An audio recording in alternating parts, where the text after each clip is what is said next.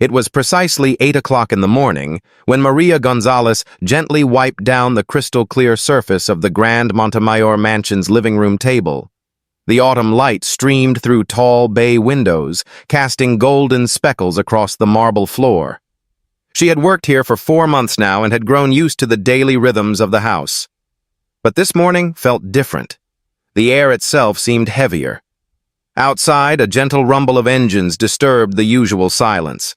Maria turned toward the window and watched as 5 sleek luxury cars slowly pulled up in front of the estate's ornate gate. One after another, they arrived like clockwork, polished, pristine, and intimidating. Upstairs, Alejandro Montemayor stood by the window, arms folded, next to his 8-year-old son, Diego. "Son," he said in a tone both calm and expectant. "The 5 ladies I told you about have arrived." Diego leaned in closer, eyes wide with curiosity. "Are they staying here with us, Daddy?" "For 30 days, Alejandro nodded. "At the end, you'll choose one of them to be your new mummy." Diego blinked. "And if I don't like any of them?" Alejandro gave a small, practiced chuckle. "Oh, you'll like them. They're refined, well-educated, from the finest families. They can offer you the world, son."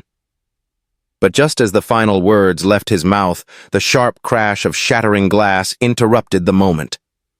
Downstairs, Maria stood frozen beside the broken remains of a wine glass. Her hands trembled as she tried to pick up the shards. One finger bled, but she didn't flinch. Towering over her was a tall, elegant woman with arms crossed and eyes narrowed in disgust. "That glass was imported crystal," she hissed. "It cost more than your entire year's wage." Maria kept her head bowed. "I'm so sorry, miss. It was an accident." "People like you shouldn't even touch such expensive things," the woman spat. Alejandro and Diego appeared at the foot of the stairs. "What's going on here?" Alejandro asked, frowning. The woman turned to face him, instantly switching to a sugary smile. "Oh, Alejandro. I'm Rebecca del Olmo. I just arrived, and your maid has already broken a priceless item." The other 4 women entered the room, pausing to take in the scene. One of them, tall and thin, raised a brow. "Well, this is off to a rather dramatic start," she quipped. "Victoria Rangel, pleasure," she added, offering a cold glance in Maria's direction. "Accidents happen," Alejandro said diplomatically. "Accidents happen to people with no training," Victoria replied coolly. "A woman of grace would know how to hold a glass properly." From behind his father, Diego stepped forward. "Mari, did you hurt yourself?" Maria looked up, her eyes glassy but her smile soft. "It's just a scratch, love. Nothing to worry about." Rebecca raised an eyebrow. "Love? That's awfully familiar."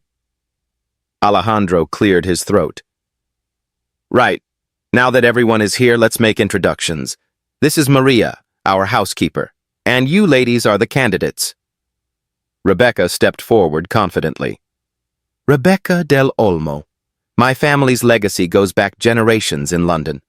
I studied international relations." "Victoria Rangel," the model added. "I've lived in Paris and walked for major fashion houses." Next, a woman with spectacles adjusted her frames. "Regina Sandoval, barrister, Oxford-educated." "Veronica del Villar," the redhead chimed in. "Consultant dermatologist, private practice in Chelsea." "Letitia Esquivel, architect," the final woman said simply. Throughout the entire exchange, they acted as if Maria didn't exist, but Diego noticed, and so did Maria. She remained close to the boy, quietly tending to the blood on her finger, her presence a gentle contrast to the tension that now filled the room. Alejandro nodded. "For the next 30 days, you'll be staying here. At the end, Diego will choose who he wants as his new mum." Rebecca turned to him. "And the housekeeper?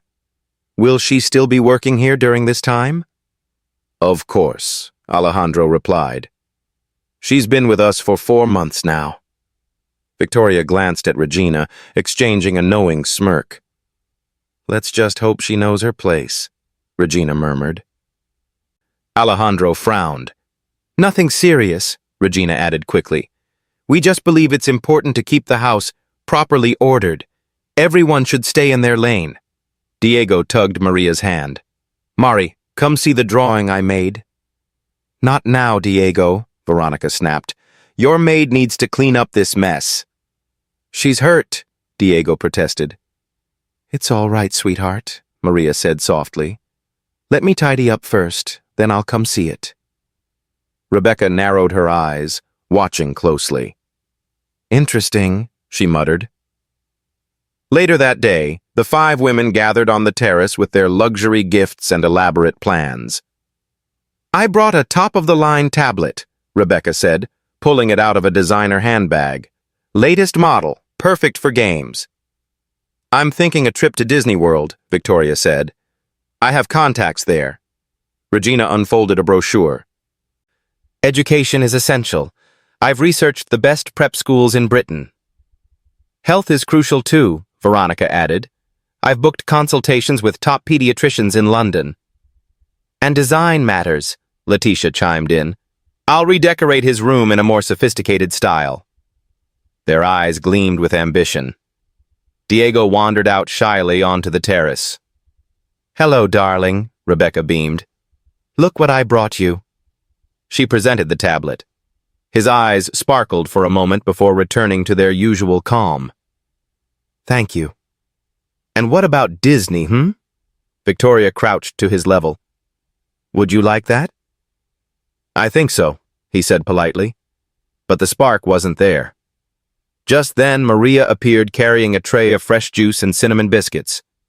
Diego's entire expression lit up. Mari, did you make the cinnamon ones? Yes, love. And look, she said, pulling colorful paper from under the tray. I brought new origami paper. Blue, red, yellow, all the colors you asked for. Diego clapped with genuine delight. The 5 women stared, silently. The contrast was undeniable. We'll do it after homework, right, Mari? Can you help me with maths? Of course. Victoria cleared her throat. Diego, sweetheart, don't you think it's time to focus on more appropriate things? Sports? Languages? I like origami, he said simply.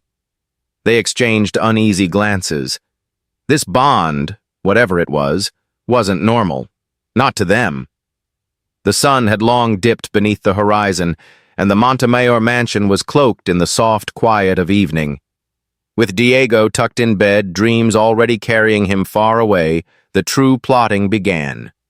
In the drawing room, dimly lit and laced with floral perfume, the 5 elegant women gathered like generals before a campaign. Each sat poised, legs crossed, teacups untouched. Rebecca was the first to speak, her voice a careful whisper.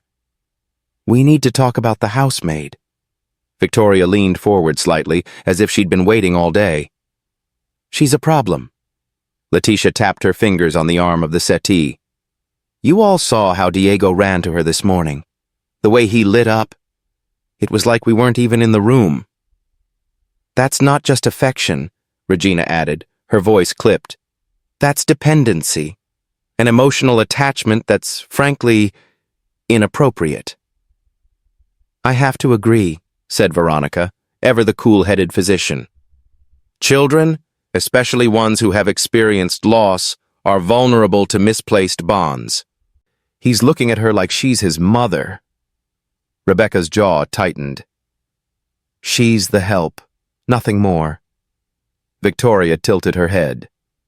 It's starting to blur the lines, don't you think, between servant and family? Regina gave a knowing look. Alejandro may not see it yet, but if we let this go on, Diego might choose her. Not one of us. Silence fell for a beat, heavy and foreboding. That unspoken fear hung in the air like smoke. Letitia broke it with a scoff. Imagine the scandal. A millionaire's heir raised by a housemaid. Raised? Rebecca said sharply. She should have been dismissed the moment she dared to call him love in front of us. Veronica placed her teacup down. So what's the plan then? You're not seriously suggesting we confront Alejandro. He's clearly blind to it. Rebecca stood and paced slowly to the window, peering out into the garden bathed in moonlight. Her reflection stared back at her, flawless, composed, and indignant. Alejandro is an intelligent man, but even intelligent men need help seeing the truth. Victoria leaned back, arms folded. So we make him see it? No, Rebecca corrected. We let her reveal herself. How? Letitia asked. Rebecca turned to face them. Her voice was smooth but icy. We apply pressure, create situations she can't handle, remind her she doesn't belong. Like sabotage? Regina asked, half smiling. Nothing criminal, Rebecca said coyly, but enough to provoke her. A few broken items, a few well-placed comments, perhaps a staged misunderstanding. Veronica nodded slowly. Push her to the edge.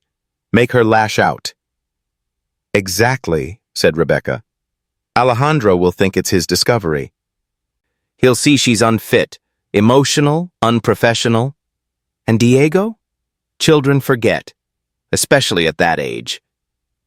Victoria sipped her tea, thoughtful. And if she doesn't break? Rebecca gave a small, sharp smile. Everyone breaks.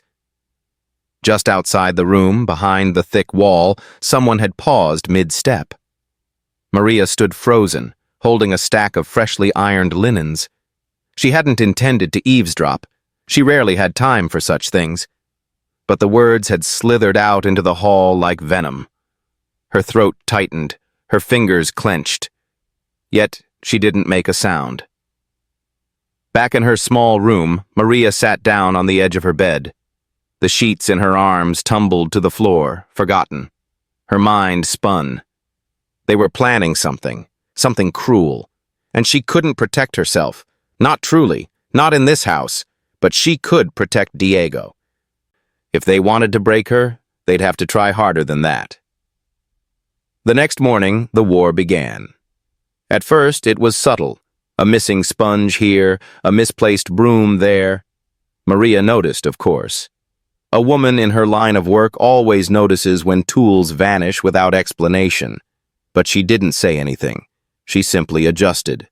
She always did. The 5 women, however, were not satisfied with subtle. It was Victoria who struck first. As Maria entered the parlor with a tray of tea, Victoria deliberately turned and bumped her elbow against Maria's shoulder. The tray tilted. Hot tea spilled. Oh dear, Victoria gasped, stepping back dramatically. You really ought to be more careful. Maria bowed her head. I apologize, miss. Rebecca chimed in from her chair, not even looking up from her book. We're not being harsh, dear. But precision is part of your job, isn't it? By midday, someone had poured sugar onto the kitchen floor. Oh, silly me, Letitia said when Maria walked in. My hand must have slipped. Shall I clean it up? Maria asked calmly. Well, that is your role, isn't it? Regina replied, arching an eyebrow. And when Maria tried to wipe the floor, Veronica accidentally stepped into the mess and tracked it down the hall. Clumsy of me, she muttered without a trace of remorse. Upstairs, Diego was drawing. He knew something was off. His Mari was smiling less today. Her eyes darted more. She didn't hum as she worked. When he saw the sugar trail, he frowned. Mari, did someone do that on purpose? Maria hesitated. It's just a mess, sweetheart. But Diego wasn't convinced. That evening, as they sat in the corner folding origami, he whispered, They don't like you, do they? Maria looked into his eyes, so young, yet far too observant. It doesn't matter what they think. What matters is you're safe and happy." He nodded, but he held her hand tighter. Meanwhile, Alejandro began to notice the smallest things, a distant look in Maria's eyes, the way Diego clung to her more than usual, and he noticed the way the 5 women's smiles didn't quite reach their eyes when Maria entered a room. Still, he said nothing. But he watched. One afternoon, he returned home earlier than expected. From the hallway, he saw Rebecca on her phone in the garden. "Yes, I need someone to do a background check on a woman named Maria Gonzalez. Dig deep. Anything that can be used. Especially if it involves children." Alejandro's brow furrowed. Later that night, Diego knocked on his father's study door. "Daddy?" "Yes, son?" "I think they're being mean to Mari." Alejandro put down his pen. "What makes you think that?" Diego hesitated. "They make messes, on purpose, and then say it was Mari." Alejandro looked into his son's eyes. There was no lie there. "All right," he said softly. "Thank you for telling me." He kissed Diego's forehead and sat alone in the silence that followed. It was time to stop watching. It was time to start acting. Alejandro Montemayor wasn't a man who acted on impulse. He built his business on precision, observing markets, calculating risk, watching people when they thought no one was watching. And now, he realized, his home needed the same scrutiny. That night, long after the house had gone quiet, Alejandro stepped into his study and opened a hidden drawer beneath his desk. Inside lay a small stack of unopened packages, discreet surveillance cameras, gifts from a recent security expo he'd sponsored but never installed. He spent the next few hours walking silently through the house. One camera above the entrance to the parlor, another tucked behind a flower arrangement in the dining room, one beneath the grand staircase, and a final one facing the servants' hallway. By dawn, he had a network. He didn't tell anyone, not even Maria. Over the next 3 days, the footage told him everything he feared. Victoria deliberately knocking a vase to the ground and then blaming Maria. Letitia moving cleaning supplies and hiding them inside a wardrobe. Regina spilling juice on Diego's homework and claiming it was the maid's fault. Worse, Rebecca had taken to whispering cruel things to Maria when no one was around. "Cling to the boy all you want," she hissed one morning in the hallway, "but you'll never be more than the maid." Maria never answered back. She simply carried on, holding her silence like a shield. But Diego noticed everything. Every frown she suppressed, every time she turned away to wipe her eyes. He started watching the women too, copying his father's habit without even knowing. On the 4th night, Alejandro called his son into the study. "Diego, can I ask you something?" Diego sat upright. "Yes, Daddy." "If someone is kind when others are watching, but mean when they're not, what does that make them?" The boy frowned. "Fake." Alejandro smiled sadly. "Exactly." "Is this about the ladies?" Alejandro paused. "It might be. What do you think of them?" Diego wriggled in his seat. "They bring me stuff, like games and sweets, but they look at Mari like she's dirt. And how does that make you feel? Angry. Because Mari's the nicest person ever, and she's never fake." Alejandro reached across the desk and took his son's hand. "You have a good heart, Diego. Don't ever let anyone teach you to forget that." The next morning, as Maria swept the front hall, a stranger arrived. Suited, briefcase in hand. Not a visitor, not a guest. He asked for Alejandro directly. Alejandro met him in the study. The man introduced himself as a private investigator, sent anonymously, about Maria. He opened a folder filled with documents, accusations of theft, reports of misconduct, even a claim of inappropriate behavior with children. Alejandro leafed through them silently. Dates didn't match. Names were misspelled. One letterhead was clearly doctored. He closed the folder and looked up. "How much were you paid to fabricate these?" The investigator's face twitched. "Excuse me?" "You heard me. I've seen real lies before. These are amateur. Go back to whoever hired you and tell them I'm not so easily fooled." The man stood quickly. "You're making a mistake." "No," Alejandro replied, voice sharp. "I made the mistake of letting vipers into my home, but I won't make it again." As the man left, Alejandro opened the drawer of his desk again. But this time, he took out a USB drive. It was time to gather everything. Not just for himself, but for the world. It was a Thursday morning when the tension finally snapped. Maria had just begun polishing the staircase railing when she sensed it, a stillness that didn't belong. When she turned around, the 5 women were already gathered in the hallway, arms crossed, faces unreadable. "Good morning," she offered quietly. None responded. Instead, Victoria casually tipped a small jar of sugar onto the floor. "Oh dear," she said with mock surprise. "How clumsy of me." Before Maria could even kneel to clean it, Letitia knocked over a vase of water from the console table, letting it splash onto the freshly mopped floor. "Honestly, these tables are so unstable," she said with a laugh. Maria reached for her cleaning rag, but before she could move, Veronica purposely bumped into a nearby planter, sending a cascade of soil across the carpet. 3 accidents in 10 seconds, Regina said dryly.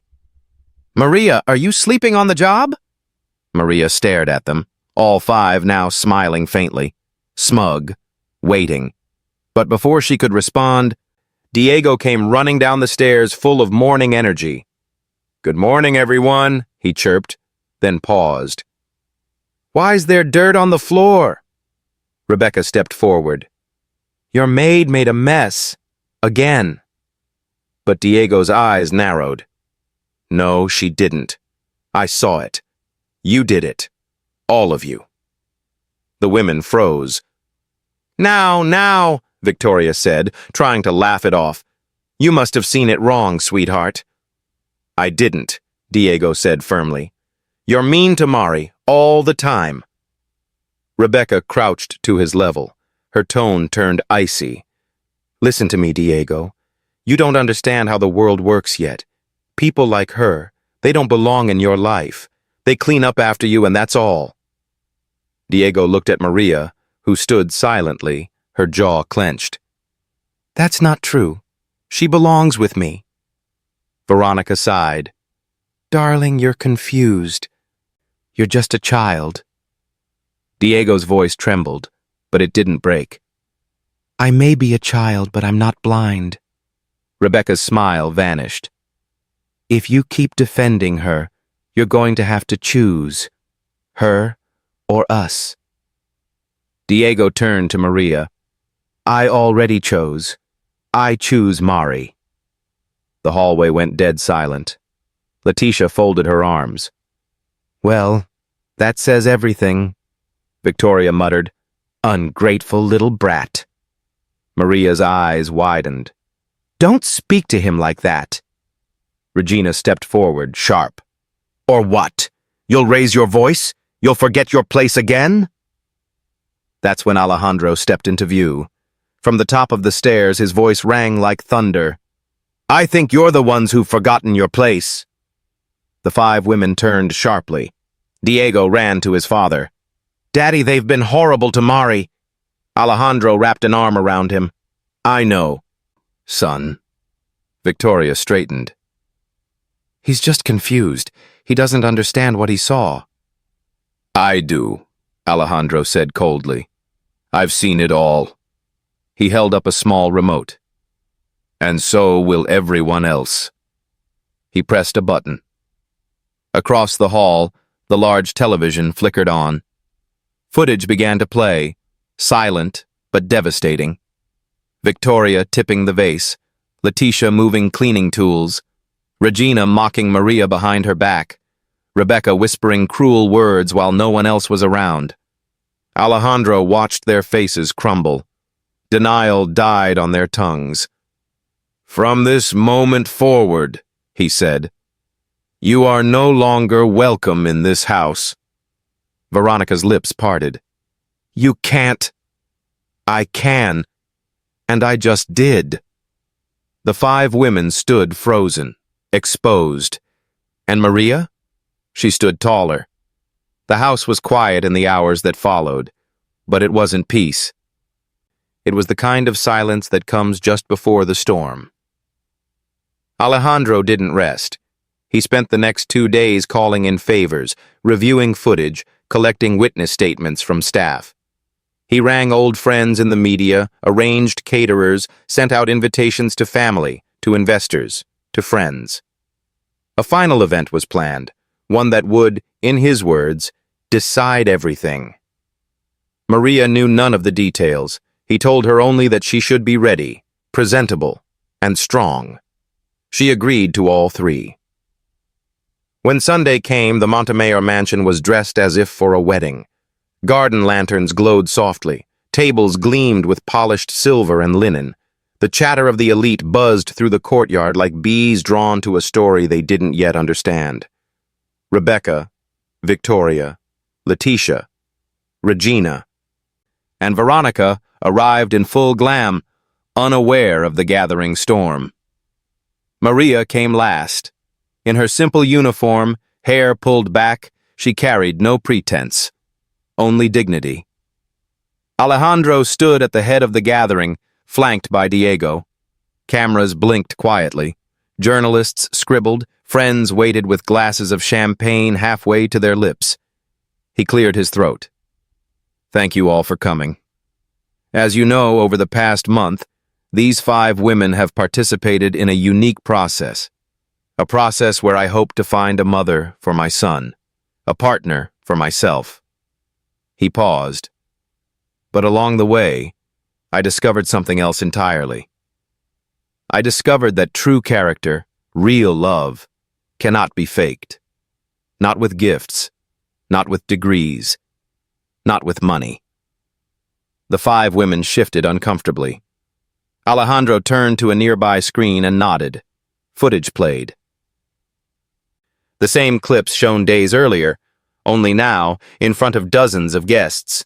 Gasps, whispers, and then silence. When the last clip ended, Alejandro turned to the crowd. "This is not the behavior of people who deserve trust." He faced the women. "You humiliated someone kind, loyal, and innocent. You tried to break her spirit because she didn't fit your idea of status." Rebecca opened her mouth, but Alejandro raised his hand. "No, you've said enough." Then he turned to his son. "Diego, you've spent 30 days with these women. Now, as I promised, the choice is yours." The crowd held its breath. Diego stepped forward. He looked at each woman in turn, then turned around. He walked straight to Maria. "I don't want any of them, Daddy," he said. "I want Mari." Maria gasped softly. She knelt to his level. "You deserve someone better," she whispered. "Someone the world will respect." "I don't care what the world thinks," Diego said. "I care who loves me." Alejandro's voice broke the silence. "Neither do I." He approached Maria, his eyes holding hers. "These past 30 days, I thought I was looking for a mother for Diego, but I was also looking for something else. I just didn't know it." He reached into his pocket. Gasps echoed. He held out a ring. "Maria Gonzalez, would you be not only the mother of my son, but my wife?" Maria's hand flew to her mouth. Tears spilled, not from pain but from sheer disbelief. Yes, I will." Cheers erupted. Diego jumped into her arms. The 5 women turned pale, and quietly, one by one, they left. 3 weeks after that unforgettable evening, the Montemayor estate was once again adorned in celebration. But this time, it wasn't for show. There were no designer gowns, no photographers chasing exclusives, no whispers behind wine glasses. Just love, real and quiet, simple and sacred. Maria stood before a small mirror in her room, adjusting the collar of her modest ivory dress. It was borrowed, nothing extravagant, but on her it looked perfect. Her hands trembled slightly, not out of fear, but the kind of awe that comes when life dares to be kind after so much hardship. There was a knock at the door. "Mari?" It was Diego. He peeked in, eyes wide. In his tiny navy suit, he looked every bit the proud page boy. "You look like an angel," he whispered. Maria knelt down and kissed his forehead. "And you look like the best part of my life." He grinned. "Are you nervous?" "A little." "Don't be. Daddy's crying already." She laughed through a sniffle. "Is he?" "Yup. Aunt Claudia said she's never seen him so happy." Outside, the garden had been transformed. Pale string lights twinkled between the trees. A gentle breeze rustled through rows of white chairs. Friends, family, and loyal staff gathered under a soft October sky. And at the end of the aisle, Alejandro waited. He wore a simple gray suit. No tie. Just the look of a man who had finally found what he didn't know he needed. As Maria appeared, every head turned. But Alejandro's eyes never left her. He didn't see a maid. He didn't see a stranger from a different class. He saw the woman who had restored his son's laughter, who had brought warmth back into a house grown cold with grief.